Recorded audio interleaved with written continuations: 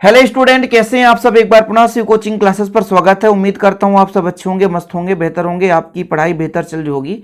आज के इस लेक्चर में class 12 physics NCERT chapter second चल रहा है बच्चों। इसमें आज आप लोग सीखने वाले हैं परावैद्युत किसे कहते हैं, परावैद्युत के प्रकार।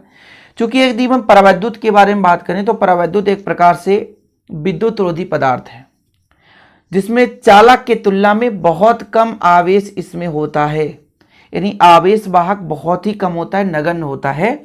इसे हम यदि विद्युत क्षेत्र में रख दें तो विद्युत क्षेत्र के प्रभाव को कम करता है, ना कि ये बढ़ाता है। क्योंकि भाई सब इसमें धारा ही प्रवाह नहीं होता। परावैद्युत क्या है, एक प्रकार से विद्युत रोधी पदार्थ है, इतना आप समझ लो। विद्युत प्रभाव का प्रदर्शन करेगा। यदि बाह्य विद्युत क्षेत्र में इसे रख दिया जाए तो कुछ न कुछ अल्प मात्रा में विद्युत प्रभाव का प्रदर्शन करेगा, किंतु अपने में से धारा बिल्कुल नहीं बहने देता। उसे हम परावैद्युत पदार्थ कहते हैं। वे पदार्थ होते हैं जो अपने में से आवेश को प्रवाहित नहीं होने देते, और जिसमें से आवेश का प्रवाह नहीं होगा उसमें विद्युत धारा का प्रवाह नहीं होगा बच्चों, किंतु विद्युत प्रभाव का प्रदर्शन करते हैं। यानी विद्युत का कुछ न कुछ इसमें गुण पाया जाएगा, किंतु धारा नहीं बहेगा। इतना आप समझो। एग्जाम्पल के तौर से कागज, मोम, लकड़ी, प्लास्टिक। परावैद्युत को दो भागों में बांटा गया है। एक तो आपका ध्रुवीय परावैद्युत और एक अध्रुवीय परावैद्युत।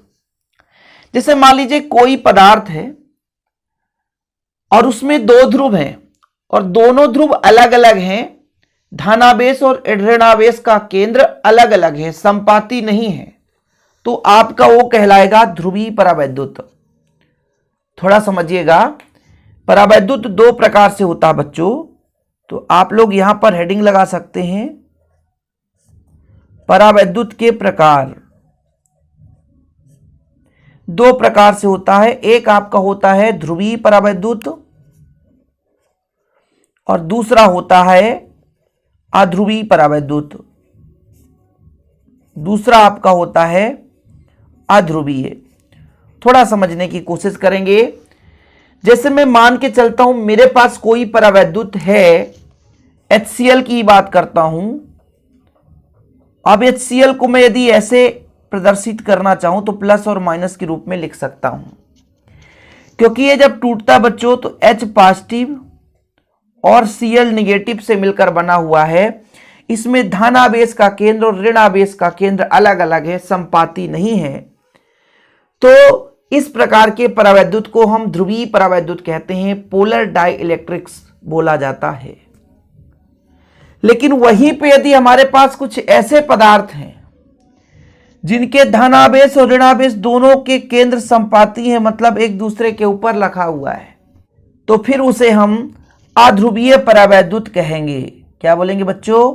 अध्रुवीय परावैद्युत। देखो भाई साहब, परावैद्युत क्या है? एक प्रकार से कुचालक है, विद्युत रोधी पदार्थ है, जिसमें विद्युत का प्रभाव होगा किंतु धारा नहीं बहेगी, आवेश का प्रवाह नहीं होता है। यदि इसे किसी विद्युत क्षेत्र में रख दिया जाए तो उस विद्युत क्षेत्र के प्रभाव को भी कम कर देता है। इसे दो भागों में बांटा गया है, एक ध्रुवीय, एक अध्रुवीय। ध्रुवीय परावैद्युत का मतलब ये होता है कि ऐसे पदार्थ जिसमें धनावेश और ऋणावेश का केंद्र संपाती नहीं होता, अलग अलग होता है, उसे हम बोलते हैं ध्रुवीय परावैद्युत। किंतु एक ऐसा पदार्थ जिसमें धनावेश और ऋणावेश का केंद्र संपाती होता बच्चों, उसे हम अध्रुवीय परावैद्युत कहते हैं। क्या बोलते हैं? अध्रुवीय परावैद्युत। जैसे H2 है, O2 है, Cl2 है। अब इसकी आप परिभाषा लिखना चाहो तो लिख सकते हो। ध्रुवीय परावैद्युत वे पदार्थ होते हैं जिनके अणुओं के धनावेश के केंद्र और ऋणावेश के केंद्र संपाती नहीं होते, अलग अलग होते हैं, जैसा मैंने आपको डायग्राम के माध्यम से समझाया। वहीं पे जब अध्रुवीय परावैद्युत की बात की जाती है तो वे पदार्थ होते हैं जिनके अणुओं के धनावेशों के केंद्र और ऋणावेशों के केंद्र संपाती होते हैं। जैसे आपका H2 और O2। H2 और O2 हाइड्रोजन दोनों के दोनों धनात्मक हैं, ऑक्सीजन दोनों के दोनों ऋणात्मक हैं, लेकिन एक प्लस और एक माइनस का केंद्र के रूप में रूपांतरित होगा, प्रभाव को दर्शाएगा। लेकिन उनके जो केंद्र हैं एक दूसरे के संपाती हैं, मतलब एक ही सेंटर पर हैं। मैंने आपको इसके माध्यम समझाने की कोशिश किया बच्चों कि मान लीजिए एक हमारे पास यहाँ पर O2 है, इसका धनावेश और ऋणावेश दोनों संपाती हैं, एक ही बिंदु पर हैं तो आपका अध्रुवीय कहलाया, और वहीं पे यदि आपका ऋण और धन अलग अलग है तो फिर आपका वो ध्रुवीय परावैद्युत कहला जाता है। यहां से आपका डाउट क्लियर। क्वेश्चन यदि पूछा जाता है परावैद्युत किसे कहते हैं, परावैद्युत के प्रकार को समझाइए, तो आप लोगों को स्क्रीनशॉट ले लेना है। ठीक है, इसके प्रकार का भी स्क्रीनशॉट ले लेना बच्चों, अध्रुवीय परावैद्युत का भी स्क्रीनशॉट ले लेना है। वैसे बच्चों हम आप लोगों के लिए बहुत ही कम कॉस्ट पर नोट्स प्रोवाइड कराते हैं। कांटेक्ट नंबर है 9685299149। आप कांटेक्ट करके नोट्स बाय कर सकते हैं और विधिवत रूप से तैयारी कर सकते हैं। चूंकि ये आपका हो गया परावैद्युत के प्रकार। परावैद्युत का ध्रुवण भी होता है। ध्रुवण का मतलब क्या होता है इसके बारे में चर्चा करूंगा। जैसे मान लीजिए H2 ही है, मान लीजिए H2 मतलब हाइड्रोजन H2 है, अपने शांत अवस्था में है, लेकिन उसे किसी बाह्य विद्युत क्षेत्र में रख दिया जाए, उसे किसी बाह्य विद्युत क्षेत्र में रख दिया जाए तो एक प्लस और माइनस अलग अलग जगह पर क्या हो जाते हैं, ध्रुवित हो जाते हैं। हम दोनों के बारे में चर्चा करेंगे। आपका एक मान लीजिए ध्रुवीय परावैद्युत है, थोड़ा समझने की कोशिश करेंगे, आप समझ लेंगे तो सब कुछ क्लियर हो जाएगा। ध्रुवीय परावैद्युत है, इसमें धनावेश और ऋणावेश संपाती नहीं है, इसमें धनावेश और ऋणावेश संपाती नहीं है, किंतु इनका क्रम निश्चित नहीं है, इनका क्षेत्र की दिशा निश्चित नहीं है। मैं इसमें कई सारे यूज कर रहा हूं भाई।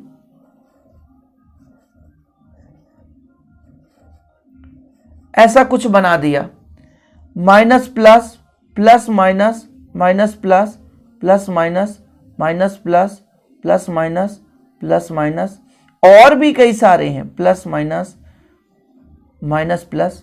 इस प्रकार से तितर बितर है, तितर बितर है ना, अभी एक निश्चित क्रम नहीं है। लेकिन इसको एक बाह्य विद्युत क्षेत्र में रख दिया जाए, थोड़ा समझने की कोशिश करेंगे, बाह्य विद्युत क्षेत्र में रख दिया जाए तो एक निश्चित क्रम में ये व्यवस्थित हो जाता बच्चों, एक निश्चित क्रम में व्यवस्थित हो जाते हैं। समझ गए हैं? जैसे यहां पे प्लस तो माइनस, प्लस तो माइनस, प्लस तो माइनस, प्लस तो माइनस, प्लस तो माइनस, प्लस तो माइनस, प्लस तो माइनस, प्लस तो माइनस, प्लस तो माइनस, प्लस तो माइनस, प्लस तो माइनस, एक निश्चित इसका डायरेक्शन हो जाता है। तो यहां पे इसका ध्रुवण हुआ है कि बाह्य विद्युत क्षेत्र की अनुपस्थिति में जो आपका ध्रुवीय परावैद्युत है, इसमें एक निश्चित क्रम नहीं है, संरेखित नहीं है, लेकिन जैसे ही इसे हम विद्युत क्षेत्र में लाते हैं तो ये संरेखित हो जाते हैं, इनकी दिशा एकदम एक ही डायरेक्शन पर हो जाता है। तो ये ध्रुवीय परावैद्युत की बात की जा रही है। अब मैं जैसे अध्रुवीय की बात करता हूं, अध्रुवीय में तो ये क्लियर है कि जैसे मान के चलता हूं इस प्रकार से, ये लो, तो बच्चों उसी में धन उसी में ऋण, उसी में धन उसी में ऋण, संपाती है ना, संपाती है। ये आपका अध्रुवीय कह रहा हूं बच्चों, अध्रुवीय है। जैसे मैं O2 की बात करता हूं, H2 की बात करता हूं, Cl2 की बात करता हूं, तो इसमें प्लस माइनस दोनों केंद्रित है। ठीक है, इसमें प्लस माइनस केंद्रित है, लेकिन बच्चों ये क्या है, अनुपस्थिति, मतलब विद्युत क्षेत्र यहां पर नहीं है। जैसे इसको विद्युत क्षेत्र में रखा जाता है, जैसे इनको विद्युत क्षेत्र में रखा जाता है तो कुछ इस प्रकार से व्यवस्थित हो जाते हैं,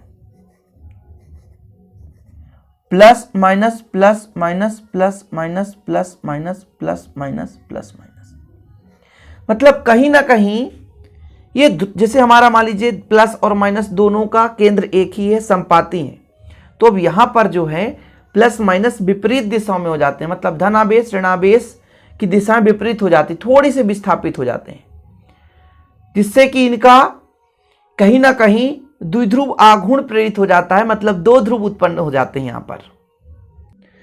अब ये ध्रुवण की क्रिया किसे कहते हैं, तो मैं यहां पर थोड़ा सा आपको परिभाषा बता दूं कि जब परावैद्युत को किसी बाह्य विद्युत क्षेत्र में रखा जाता है तो उसमें बाह्य विद्युत क्षेत्र की दिशा में द्विध्रुव आघूर्ण प्रेरित हो जाता है, जिसका मान विद्युत क्षेत्र की तीव्रता के अनुक्रमानुपाती होती है। इस क्रिया को हम परावैद्युत का ध्रुवण कहते हैं। कुछ समझ में आया क्या बोल दिया गया? कि यदि हम परावैद्युत को किसी बाह्य विद्युत क्षेत्र में रख दिए, हालांकि मैंने आपको भी दो डायग्राम के माध्यम से समझाया कि परावैद्युत को किसी बाह्य विद्युत क्षेत्र में रख दें तो वो विद्युत क्षेत्र के अनुदिश में उसमें द्विध्रुव आघूर्ण प्रेरित हो जाता है, मतलब घूम करके विद्युत क्षेत्र की दिशा में संरेखित हो जाता है बच्चों।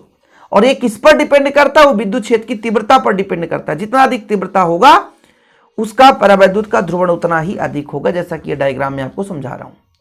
क्वेश्चन केवल इतना ही पूछा जाएगा, परावैद्युत किसे कहते हैं, इसके प्रकार को समझाइए। यदि ध्रुवण पूछ दिया गया तो फिर इतना लंबा चौड़ा लिखना पड़ेगा।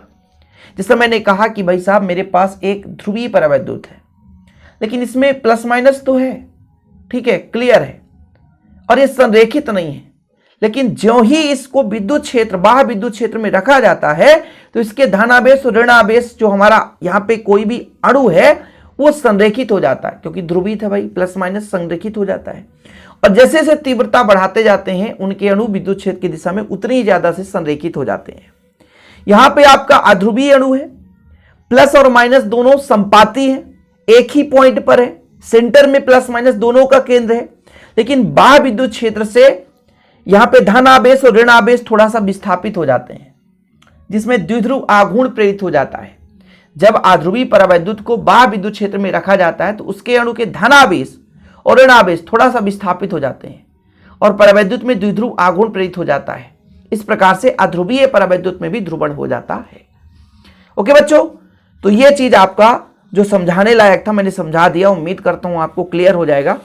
मैं हमेशा कहता हूं बच्चों कि आप तो विधिवत नोट्स बना ही रहे होंगे, लेकिन यदि आप हमारा नोट्स ले लेते हैं तो आपको थोड़ा सा हेल्प मिलेगा और विधिवत तैयारी भी हो सकेगी। तो कांटेक्ट नंबर आपको बता ही दिया गया है 968529 9149। नोट्स लेकर के प्रॉपर रूप से तैयारी करते रहें। जय हिंद, वंदे मातरम।